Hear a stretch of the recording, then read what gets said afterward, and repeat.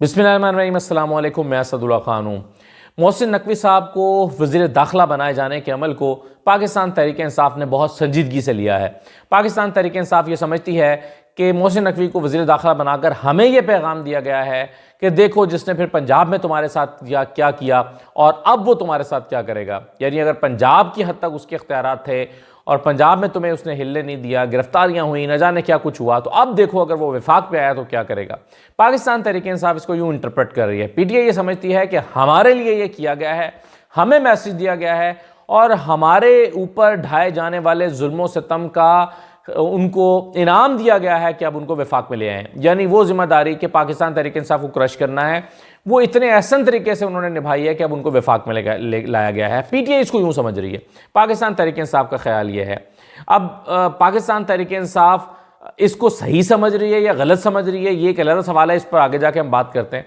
लेकिन ये देखना कि पीटीआई ने इसको अपने ऊपर, अपने अगेंस्ट एक कार्रवाई समझते हुए इस पर एक सख्त रद्दअमल का इजहार किया, सख्त रद्दअमल देने का फैसला किया है। और वो सख्त रद्दअमल यूं नहीं है कि वो मोहसिन नकवी की कोई तैनाती को चैलेंज करने जा रहे हैं, यूं नहीं है, बल्कि पाकिस्तान तहरीक इंसाफ ने एक स्ट्रैटेजी यूं बनाई है। वो ये समझते हैं कि ठीक है, अगर मोहसिन नकवी को आपने लगा लिया है वज़ीर दाखिला, तो फिर हम उनकी जहाँ जहाँ जुरिस्डिक्शन है, जहाँ उनके इख्तियारात हैं, वहाँ पर हम उनकी पावर्स को चैलेंज करेंगे। और चैलेंज कैसे करेंगे कि हम भी वहाँ पर जलसे करेंगे।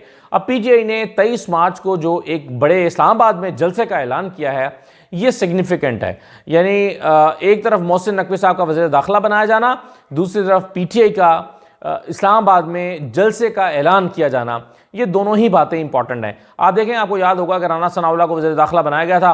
पाकिस्तान तहरीक इंसाफ ने 25 मई को अपने लॉन्ग मार्च की कॉल दी थी। राना सनाउल्लाह साहब जो हैं, उन्होंने एग्रेशन शो की थी। राना सनाउल्लाह ने घरों पर छापे मरवाए थे। राना सनाउल्लाह ने कारकुनों को उठाया था, कंटेनर्स लगा दिए थे और पुरअमन शहरियों पर जिस तरह उन्होंने तशद्दुद किया था राना सनाउल्लाह साहब ने, उसकी कोई मिसाल नहीं मिलती। अब इस सारी सूरत हाल में एक दफ़ा फिर पाकिस्तान तहरीक इंसाफ एक ऐसे वक्त में ये जलसा करने जा रही है कि जिसमें मोहसिन नकवी साहब का, यानी एक तरह से मोहसिन नकवी साहब का ये पहला इम्तहान होगा कि वो कैसे इस जलसे को होने से रोकते हैं। शेर अफजल मरवत ने इस हवाले से क्या ऐलान किया, ज़रा सुन लीजिए।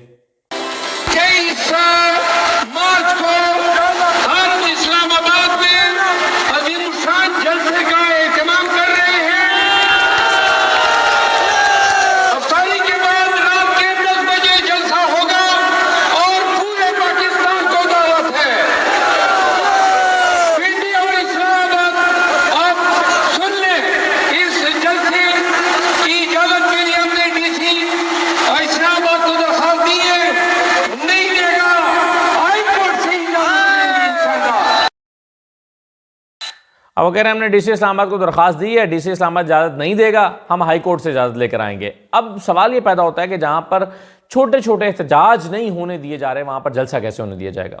जहाँ ऑनलाइन जलसा नहीं होने दिया जाता, वहाँ पर फिजिकल जलसा कैसे होने दिया जाएगा। आपको याद है कल इस्लामाबाद में, यानी संडे को पंजाब में जो, जहाँ पर फैसलाबाद में, लाहौर में, जहाँ जहाँ पर पीटीआई के कारकुन निकले, वहाँ पर क्रैकडाउन किया गया। मरियम नवाज़ ने सीधा सीधा ये कहा कि जी ये हम नहीं होने देंगे क्योंकि ये लोग कानून की खिलाफ वर्जी कर रहे हैं, बाहर निकल के हम एहतजाज नहीं करने देंगे। मरियम नवाज़ ने कह दिया, अपना माइंड शो कर दिया। अब ऐसे में कि जहाँ पर आप 200-300 लोगों के साथ एक एहतजाज नहीं कर सकते, वहाँ पर इस्लामाबाद में एक बहुत बड़ा जलसा कैसे होने दिया जाएगा। तो ये इम्तहान है मोहसिन नकवी साहब का कि उनको अपनी जिम्मेदारियाँ संभालते ही उनके सामने एक जलसा जो है वो पीटीआई का जलसा खड़ा है। अब मोहसिन नकवी साहब इसको पुरअमन तरीके से होने देते हैं तो मेरा ख्याल है कि पीटीआई के लोगों के दिल में उनके लिए थोड़ी सी नरमी पैदा होगी, और अगर वो नहीं होने देते तो फिर ये जो कशीदगी है वो बढ़ेगी और मोहसिन नकवी के हवाले से पीटीआई के लोग वही मौक़िफ़ इख्तियार करते रहेंगे जो वो पहले कर रहे हैं। अब आप देखिए कि ये सवाल जो है, इसी नौयत के सवालात आज अता तारड़ साहब से हुए। उनसे पूछा गया कि मोहसिन नकवी साहब को लगाया गया है पाकिस्तान तहरीक इंसाफ के लिए, उनको जो है वो सेटल करने के लिए। तो अता तारड़ साहब ने कहा कि नहीं, बिल्कुल ऐसा नहीं है, बल्कि मोहसिन नकवी साहब को इसलिए लगाया गया है कि उनकी परफॉर्मेंस अच्छी थी। अब उनकी क्या परफॉर्मेंस अच्छी थी? नून लीग जो है वो बुनियादी तौर पर तो ये उनकी अपॉइंटमेंट ही नहीं है। खबर यह है कि नून लीग राना सनाउल्लाह को लगाना चाहती थी, लेकिन नून लीग को बताया गया कि नहीं, आपके वज़ीर दाखिला मोहसिन नकवी होंगे, और मोहसिन नकवी साहब हो गए।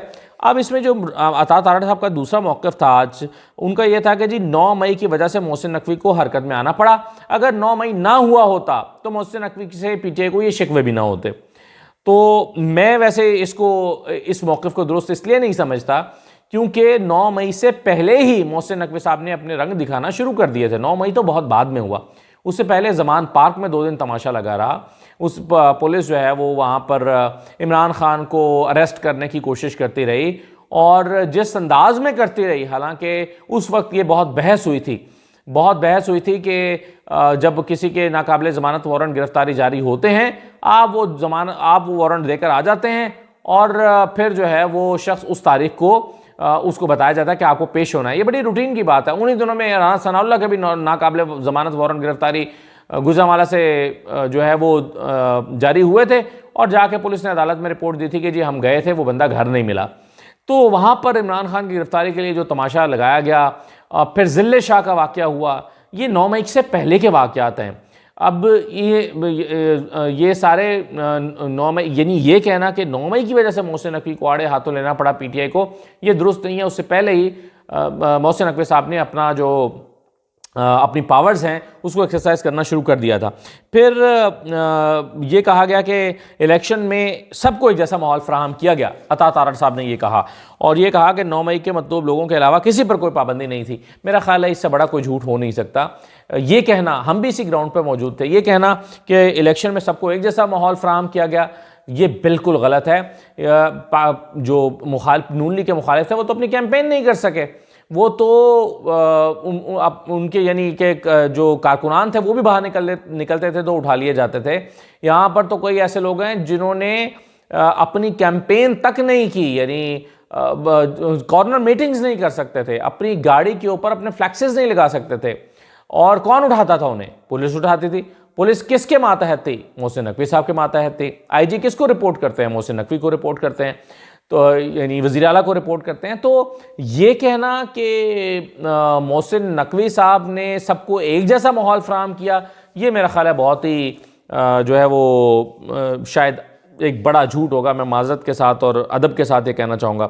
और फिर ये कहना कि 9 मई के मतलूब लोगों पर सिर्फ पाबंदी थी, ऐसा नहीं है। बेशुमार लोग ऐसे थे जिनका 9 मई के वाक़या से ताल्लुक़ नहीं था, लेकिन उनके ऊपर पॉलिटिकल प्रेशर था कि आप इस जमात से ना लड़ें, आप इलेक्शन ना लड़ें। इफ़्फ़त सोमरो का वाक़या हमें याद है, यहाँ पर जहांगीर तरीन साहब के मुकाबले में, और कई ऐसे लोग हैं। तो ये जिसके पास पीटीआई का टिकट आया या पीटीआई की तरफ से वो नामजद हुआ, उसके ऊपर जुल्म और सितम के पहाड़ तोड़े जाने लगे, उसके पेट्रोल पंप गिराए जाने लगे, सील किए जाने लगे, उसके घरों पर रेड होने लगे, उसकी फैक्ट्रियों पर छापे मारे जाने लगे। तो ये कौन कर रहा था? ये पुलिस कर रही थी ना जी। पुलिस किसके मातहत थी? वज़ीर आला के मातहत थी। तो ये कहना कि जी उनकी परफॉर्मेंस की वजह से उनको लाया गया, तो ये मेरा ख्याल है कि दुरुस्त मौक़िफ़ नहीं है। अच्छा देखिए, इसके अलावा आज क्या हुआ है। अब मोहसिन नकवी साहब के हवाले से चले मैं पहले आपको बता दूं कि मोहसिन नकवी साहब जो हैं वो अब सेनेटर बनाए जाएंगे। अच्छा, ये पहले ये देखिए कि आज जिन वज़रा ने हल्फ उठाया है उनमें 5 ऐसे लोग हैं जिनको अब मजबूरन, अगर आपने उनको काबीना का हिस्सा रखना है तो उनको सेनेटर बनाया जाना है। यानी आप 6 महीने से ज़्यादा किसी को बग़ैर इलेक्ट कराए वज़ीर नहीं रख सकते, 6 महीने से ज़्यादा। इसका मतलब यह है कि अगर इसहाक डार, मुसद्दिक मलिक, मोहम्मद औरंगज़ेब, आहद चीमा और मोहसिन नकवी, इन 5 लोगों को अगर आपने काबीना में जगह दी है और 6 महीने से ज़्यादा चलाना है तो फिर इनको सेनेटर बनवाना पड़ेगा। अब अगर ये 5 सेनेटर बन जाते हैं, यानी इसहाक डार साहब को भी सेनेटर बनाना पड़ेगा क्योंकि उनकी मुद्दत ख़त्म हो रही है ना, अभी मार्च में दोबारा सेनेटर बनाना पड़ेगा। मुसद्दिक मलिक की मुद्दत ख़त्म हो रही है, उनको दोबारा सेनेटर बनाना पड़ेगा अगर उनको वज़ीर रखना है। औरंगज़ेब साहब को अगर आपने चलाना है तो उनको भी सेनेटर बनाना पड़ेगा। आहद चीमा को भी सेनेटर बनाना पड़ेगा, मोहसिन नकवी साहब को भी। तो सवाल अब ये पैदा होता है कि खैबर पख्तूनख्वा से तो कोई सेनेटर बनेगा नहीं नून लीग का, सिंध से तो नून लीग का सेनेटर बनेगा नहीं। नून लीग के पास एक आध ऑप्शन तो है बलूचिस्तान में, और 5-6 लोगों को मुंतखब कराने का ऑप्शन उनके पास यहाँ पर पंजाब में है, क्योंकि कुछ टेक्नोक्रेट की सीट पर आते हैं ये पांचों नाम जो मैंने आपको लिए, ये टेक्नोक्रेट्स तो नहीं है, माइनॉरिटी की सीट पर भी नहीं आ सकते, ख़वातीन की सीट पर भी नहीं आ सकते। तो वो जो 5-6 सेनेटर्स मुंतखब होने हैं, वो यही सेनेटर्स हैं जो ये मुंतखब होंगे, तो तभी ये काबीना का हिस्सा रहेंगे। अब सवाल ये पैदा होता है कि फिर राना सनाउल्लाह का क्या होगा, वो सेनेटर नहीं बनेंगे। जावेद लतीफ़ का क्या होगा, वो सेनेटर नहीं बनेंगे। साद रफ़ीक का क्या होगा, खुर्रम दस्तगीर का क्या होगा, ऐसे कई और बड़े नाम हैं जो हारे हैं, क्या उनको फिर सेनेटर नहीं बनाया जाएगा। तलाल चौधरी का क्या होगा। अगर ये सारे लोग, ये पांचों सेनेटर बन जाएंगे, तो फिर बाकी सेनेटर कैसे बनेंगे, और फिर अगर वो सेनेटर नहीं बनेंगे तो उनका क्या होगा। ये सवाल पैदा होता है, क्या उनको मुआवनीन खुसूसी बनाया जाएगा, क्या राना सनाउल्लाह को या साद रफ़ीक को मुआवनीन खुसूसी बना दिया जाएगा।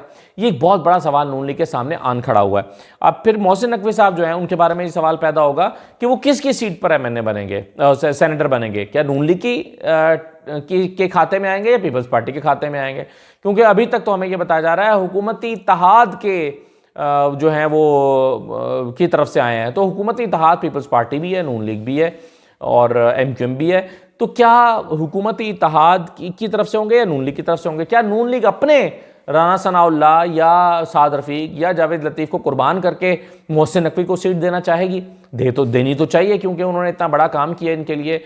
बावजूद इसके कि ये 17 सीटें नहीं जीत सके, नून लीग 17 से ज़्यादा सीटें नहीं जीत सकी बावजूद इसके, लेकिन बहरहाल उन्होंने तो अपनी पूरी काविश की मोहसिन नकवी साहब ने।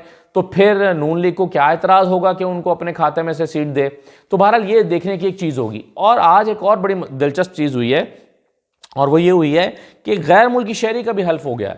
यानी एक ऐसा शख्स जो पाकिस्तान का शहरी ही नहीं था, उसको भी काबीना का हल्फ कराया गया। उसका नाम है मोहम्मद औरंगजेब, जो कि नीदरलैंड्स के शहरी हैं, नीदरलैंड्स का पासपोर्ट रखते हैं, और आज उनको काबीना के इजलास में उनकी शहरियत का देने का फैसला किया गया कि उनको भी शहरियत दी जाए। तो अगर उनके पास शहरियत ही नहीं थी तो उन्होंने हल्फ कैसे उठा लिया। तरतीब तो ठीक होनी चाहिए ना, पहले आप उनको शहरियत देते, फिर आप उनका हल्फ कराते। शहरियत के बगैर ही हल्फ करा दिया। तो ये अनोखी चीज़ें पाकिस्तान में हो रही हैं, लेकिन इससे घबराने की बात नहीं है, इससे परेशान होने की बात नहीं है, क्योंकि ये तो हम रोज़ाना आइन और कानून की खिलाफ वर्जी तो देख ही रहे हैं। और पाकिस्तान में आइन और कानून की क्या हैसियत है। पाकिस्तान में बस जो हो जाए वो हो जाता है, कोई पूछने वाला नहीं है, कुछ कहने वाला नहीं है, और अखलाकियात तो बिल्कुल ही नहीं है। यहाँ पर जो है वो कैसे कैसे लोग मखसूस नशस्तों पर MPs बनाए जा रहे हैं। चलिए इस पर अलग से बात करेंगे। लेकिन बहरहाल बहुत कुछ जो है वो पाकिस्तान की सियासत में, पाकिस्तान की तारीख़ में इस वक्त हो रहा है। ये जो कैबिनेट है ये अपने तौर पर ये एक अजूबा है। और ये जो कैबिनेट बन के आई है, इसमें से जैसे मैंने पिछली वीडियो में बताया था कि बेशतर लोग जो हैं वो तो अपनी सीट जीत कर ही नहीं आए हुए, ज़बरदस्ती उनको जिता के पार्लियामेंट में ला बिठाया गया और कैबिनेट में ला बिठाया गया। और नून लीग के लिए अलमिया यह है कि उनके दो बड़े मिनिस्टर, वज़ीर दाखिला और वज़ीर ख़जाना, ये दोनों नून लीग की हुकूमत होने के बावजूद ये दोनों नून लीग के नहीं हैं, और ये जो है वो काबीना का हिस्सा तो हैं, लेकिन नून लीग के सीने पर सांप बन के लौटते रहेंगे। इजाज़त दीजिए, अल्लाह हाफ़िज़।